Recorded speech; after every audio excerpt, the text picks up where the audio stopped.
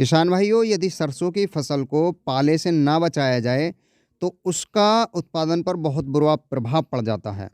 या तो दाने पकते ही नहीं हैं, ख़त्म हो जाते हैं, या फिर पकते हैं तो आकार में बहुत छोटे पकते हैं, जिसके कारण से सरसों का उत्पादन बहुत कम हो जाता है।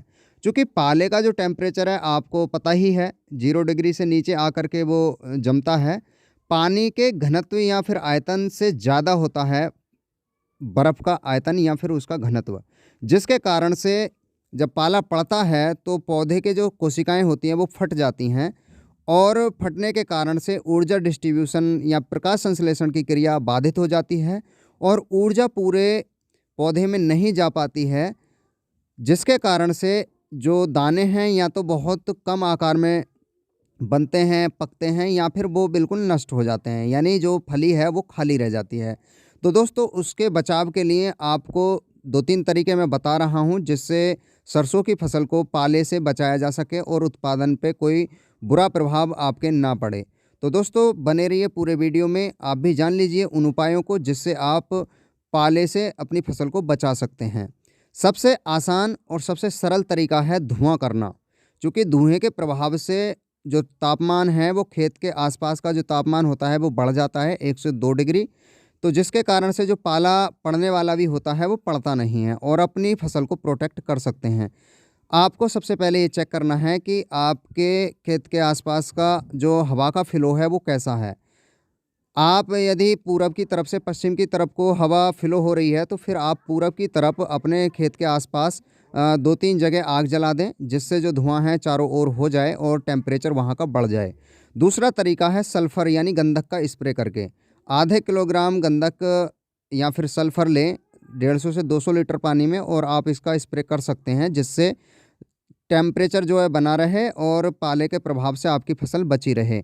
दोस्तों, ये तरीका जो थोड़ा-सा हार्ड होता है, चूँकि जब फसल बड़ी हो जाती है तो सरसों की फसल में स्प्रे करना बहुत मुश्किल हो जाता है।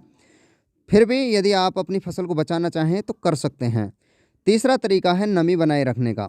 दोस्तों, आपको देखना होगा कि आपके फसल के अंदर नमी है कि नहीं है। खेत में नमी अगर भाग रही है तो फिर आपको हल्का-हल्का पानी उसमें छोड़ देना है, जिससे टेम्परेचर मेंटेन रहे।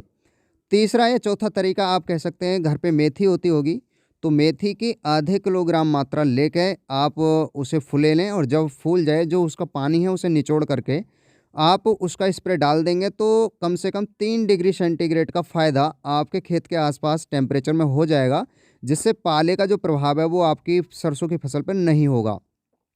एक तरीका ये भी है कि जो चाय पत्ती आप यूज़ करते हैं, उसमें आपको सबसे पहले लगभग 150 ग्राम चाय पत्ती लेनी है या फिर 200 ग्राम चाय पत्ती लेनी है।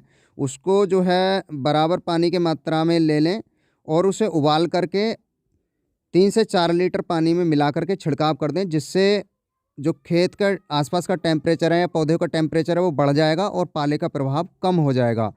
तो दोस्तों, ये 2-3 तरीके हैं, या फिर आप एक तरीका और ये है कि जो आपके घर पे पशु हैं उनका पेशाब इकट्ठा करके उसके स्प्रे भी डाल सकते हैं, जिससे आप अपनी फसल को पाले के प्रभाव से बचा सकते हैं।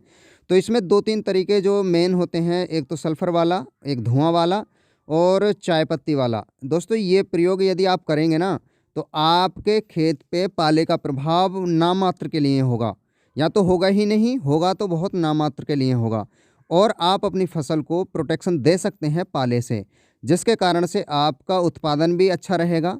उत्पादन पर कोई कमी नहीं आएगी। यदि आपने पाले से अपने खेत को नहीं बचाया तो ये मान के चलिए कि आपका उत्पादन लगभग 25 से 30% कम हो जाएगा।